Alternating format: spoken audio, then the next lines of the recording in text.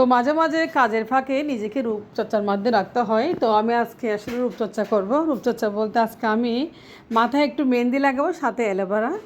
তো আমার হাজব্যান্ড আমার জন্য গতকাল অ্যালোভেরা নিয়ে আসছে। আমিও বলতে বলতে অনেক দিন পরে একটা অ্যালোভেরা মোটে পেলাম হাতে।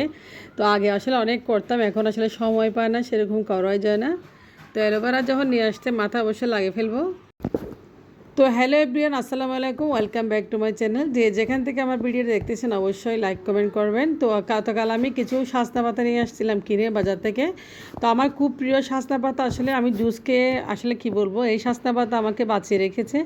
আমি গ্যাস্ট্রিক থেকে মুক্তি পাই, আর বিভিন্ন ধরনের সমস্যা, হাত পা জ্বলাপুরো ছিল, এগুলো চলে গেছে। যা হোক, এই সজনা পাতা আমি খাই জুস করে। আমি বাজার থেকে বলেন, যেখান থেকে বলেন, সজনা পাতা নিয়ে চলে আসি।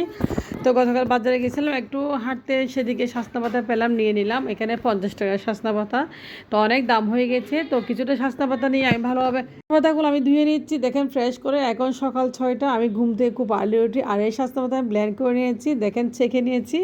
তো জুসের মতো খেয়ে নিচ্ছি, আমার কাছে খুব বেশি ভালো লাগে। আর আমার হাজব্যান্ডও খাবে 2 গ্লাস, দুজনের জন্য আমি সজনা পাতা রেডি করে নিয়েছি। তো এগুলো আমি খালি পেটে খাই, রেগুলার আসলে যখনই পাই তখন খাই আর কি। তো সজনা পাতা আজকে অনেক দিন পরে খাচ্ছি, প্রায় 3-4 মাস পরে খাচ্ছি। অনেক দিন পাতাটা আসলে নিতেও পাইও নাই, তো সুযোগ হয়ে ওঠে নাই সেজন্য।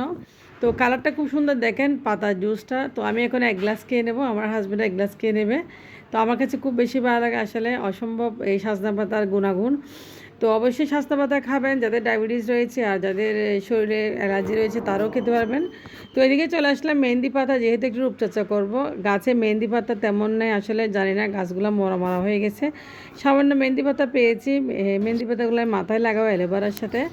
তো আমার মেহেন্দি গাছগুলো আসলে খুব শুকিয়ে গেছে, গরমে মনে হয়, বুঝতে পারতেছি না আসলে মেহেন্দি গাছগুলো এমন একটা হয়ে গেছে। তো পাতাগুলো উঠতেছে না, পাতা ঝরে পড়ে যাচ্ছে সবসময়। হয়তো বা মেহেন্দি পাতার গাছটা রোদে পুরো ছাই হয়ে যাচ্ছে, জন্য রোদ বেশি পড়তেছে, প্রচুর গরম। এখন দেখেন আমার হাজব্যান্ড আমার জন্য একটা অ্যালোভেরা নিয়ে আসছিলো গতকাল। তো অ্যালোভেরাটা অর্ধেকটা আমি মাথায় লাগাবো আর কিছু মুখে লাগাবো। আজকে আমি রূপচর্চা করবো অনেক দিন পরে।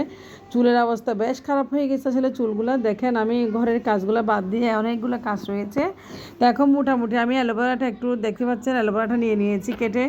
এটা আমি একদম জুস করে নিয়েছি, দেখেন একদম সাদা সাদা করে। আর বাকি কাজগুলো করে নিচ্ছি, আসলে সংসারের কাজগুলো হচ্ছে না। তো সারাদিন এগুলো করতে করতে আসলে যা হোক না কেন, অ্যালোভেরা নিয়ে নিয়েছি, দেখেন অ্যালোভেরাগুলো একদম খুব সুন্দর লাগতেছে। আমি এখন ব্লেন্ডার জারে ব্লেন্ড করে নিয়েছি অ্যালোভেরাগুলো মেহেন্দি পাতার সাথে। দেখেন মেহেন্দি পাতা অ্যালোভেরা একসাথে আমি ব্লেন্ড করে নিয়েছি। আর মেহেন্দি পাতা অ্যালোভেরা চুলে দিলে মাসাল্লাহ চুলের গ্রোথ অনেক ভালো হয়। আপনারা অবশ্যই ফলো করবেন এই টিপসটা। মেহেন্দি পাতা এবং অ্যালোভেরা একসাথে মাথায় অবশ্যই লাগাবেন। তো আমি লাগানোর জন্য চলে আসছি। তো চুলটা দেখেন কি অবস্থা আমার চুলের জন্য, মুখের অবস্থা খারাপ হয়েছে। যার চুল ভালো থাকবে তার স্কিনও কখনো ভালো থাকবে না।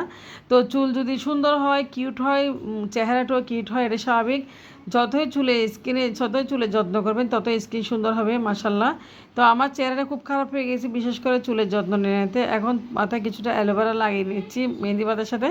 তো এগুলো 1-2 ঘন্টা আমি রাখবো, প্রায় 2টার দিকে ধুবো এগুলো। আজকে আসলে হাজব্যান্ড অফিস বন্ধ, তো রান্নাবান্না করে নিয়েছি মোটামুটিও, একটু বাজারও গিয়েছে। তো যা হোক, ওই বাজার থেকে আস্তে আস্তে আমি এদিকে এটা করে নিচ্ছি। তো এখন মাথা যেহেতু মেহেন্দি পাতা দিলে একটু ঠান্ডাও লাগবে ভাবতেছি, গরমও পড়তেছে। তো মোটামুটি আমি লাগিয়ে নিয়েছি, দেখেন আমি আমি কীভাবে লাগাচ্ছি মেহেন্দি পাতা সেটা আপনারা দেখাচ্ছি।